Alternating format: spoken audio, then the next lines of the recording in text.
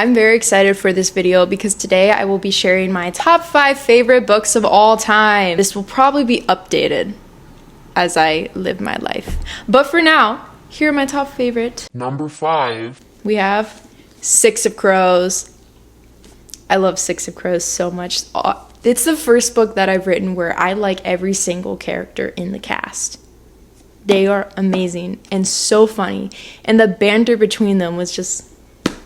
And they're just so unique. Like, they are all, like, specific, if you know what I mean. Like, you're not gonna read about them and be like, oh, wait, which one is this? No, there's no confusion. They feel like real people. This book actually has one of my favorite characters of all time, Kaz Brekker. I just love the way he's written. He's so unique and so cool, you know? But also his backstory. I'm not going to spoil anything about this book, but it is basically a fantasy heist in a world where there's also magic. And essentially someone wants to weaponize magic. And there's a scientist who's found a way to do that. So now the government is hiring these criminals. Again, they're teenagers because it's YA and they can do anything because it's YA. But these teenage criminals are hired to go and kind of... It's been a while since I read it, so they're either rescuing the scientist who figured it out or kidnapping him. I don't know. One of the two. If you read it, you'll know. I'm not spoiling anyway, so I don't need to remember too much. I am due for a reread of this very soon. Very, very soon. So maybe I'll make a video about that. But yes, if you're looking for a high-stakes fantasy heist with a dynamic cast of characters that you will fall in love with, this book's for you. Very, very fast-paced. I love all the scenes. They're so good. They're so good. And Kaz Brekker's so smart. Like, I could not figure out anything that he was plotting the entire time. So, yeah. I don't know how she wrote him, but she did, and it was very good. Content warnings for this book, there definitely are. There's language, but I don't quite remember exactly. So you might want to look it up before you start if you're kind of picky about which words you're willing to read.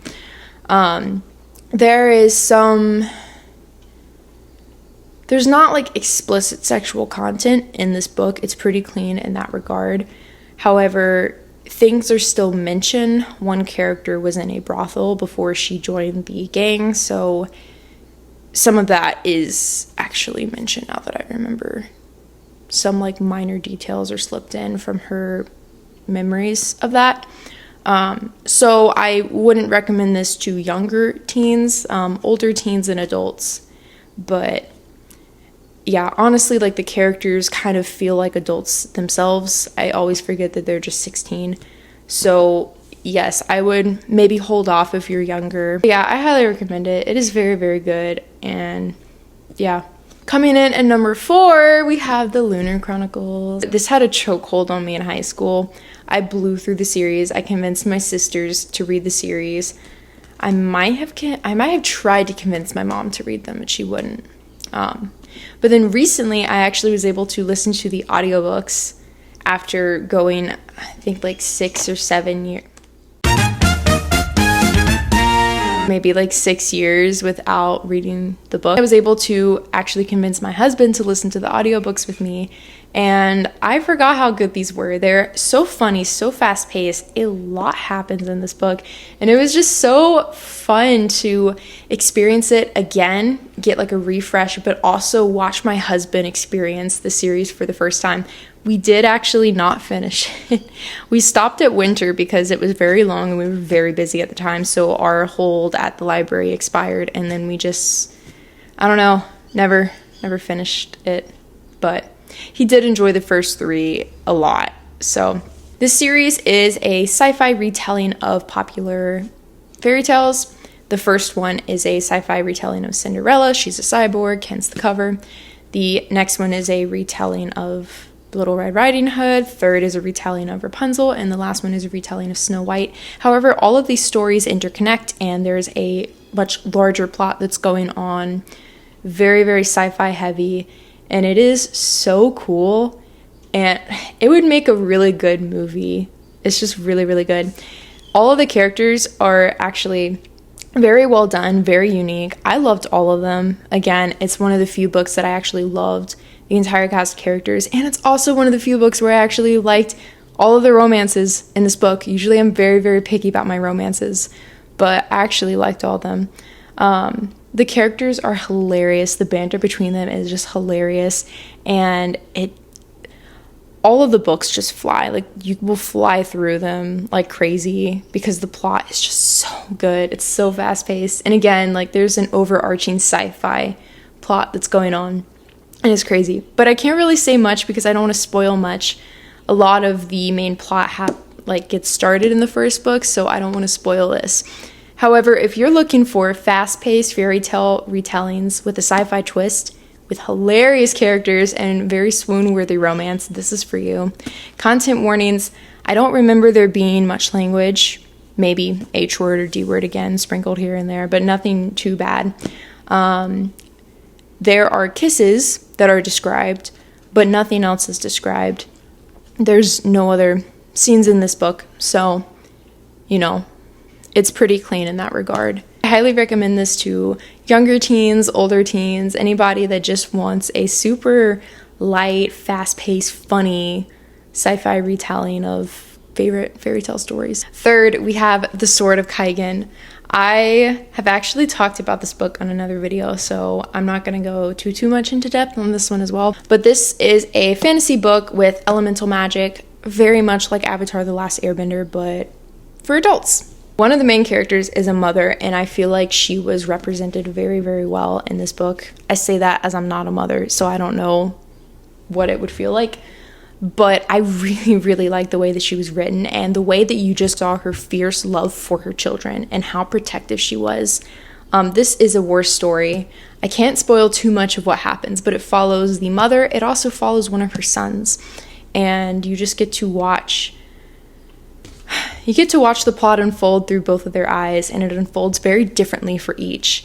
And again, I just absolutely loved the mother in this story and just seeing the way that she fought for her kids. It was so good. It hit me so much, and I definitely need to reread this book again because it's very epic emotionally. It will get you. It will get you. Content warnings for this book: I would classify this more as an adult fantasy. It's relatively clean in the sense that whatever does happen does not really happen on page, so it's very easy for you to kind of skip through it. However, there are some heavier things that happen, so I would not recommend this for a teen or a younger audience. There is a scene where you see the aftermath of someone being taken advantage of. There is also a lot of death in this story, a lot of gore. So while there are more adult things that are in this story, they are not described in an explicit way. They're vague. You don't see them on page. Usually you see the aftermath or just someone's thoughts while something is happening. So I did appreciate the way that those heavier things and more adult things were handled, because I was able to still read and enjoy this book, still understand what was happening, but not have to get the details that we really don't need anyway. So I highly recommend this. The emotional depth of the story is insane. The writing in the story is insane. It's also an indie book, which is insane. So yes, definitely read this book. It is so worth your time. It's a chunky boy, so it's going to take a little bit to get through, but it is very, very worth it. And the magic system is so cool. So if you are an adult who grew up watching Avatar: The Last Airbender, wants something similar to it, but kind of more your age, this is the book for you. This is really the book for you. Trust me on that. It is awesome. Second, I have The Book Thief. I read this book twice, and each time I cried just as hard. It was very, very good. This is a historical fiction set in World War II, follows a young girl, Liesel, which I actually named my dog after her. So I'll probably have a picture of my dog up here, but yes, Liesel is my German Shepherd, and I named her after Liesel in the book. This follows a young girl named Liesel who is orphaned in Germany at the time of World War II. She's taken in by foster parents and is learning what it looks like to grow up during war. Obviously, our main character is young enough to not really understand the full implications of what's going on, and There are so many lines in this book that just hit you so deeply because you see the innocence of these kids as they're seeing the things they're seeing, not understanding what they all mean, interpreting them a different way, just very innocent. And it just, all of it hits you. It's so, I need to reread this book again as well. I just need to pick a time when I don't want to be really, really sad. I will say this is a very, very sad book. I can't spoil too much. Yeah. But what is most interesting about this book, in my opinion, is that it is narrated by Death. The twist is that he's not the, hooded figure with a scythe that you expect to enjoy his job. This is a Death that honestly doesn't like his job. If sad books do not bother you, I would highly recommend this because just the emotional impact of this book is insane, and you will finish the book and need like a few days to just kind of process everything that happened, think through the things that were brought up in the book, and yeah, it'll just kind of give you a new outlook on a lot of things. It's really good. And you may name your dog after the main character. Content warnings, there is language in this book. There is war and death, so, very heavy things like that.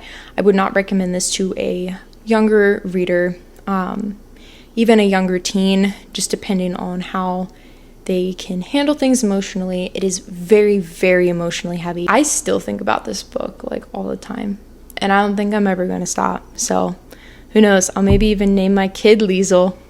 I don't think my husband would let me do that, but who knows? Maybe I can convince. And last but not least, I have my all-time favorite book ever, Lord of the Rings. I could say so much about this book that I don't think we have time for that in this video. If you don't know what Lord of the Rings is, how? It is a classic fantasy epic story spanning a lot of pages. It is about a hobbit who is entrusted with this ring that he needs to bring to Mount Doom and destroy. That's the basic gist of the story. And there's a lot of things that happen in between all that I cannot share. Again, if you've lived this long and you still don't know what Lord of the Rings is, I am so sorry. I don't know who failed you, but here I am to do you right. I really love all of the imagery in this book and the allegory. I am a big fan of Christian allegory, so Pilgrim's Progress is also a book that I really enjoy. It helps that Tolkien's a Christian. That definitely ups my rating for this book a lot because his faith is very evident in this entire book.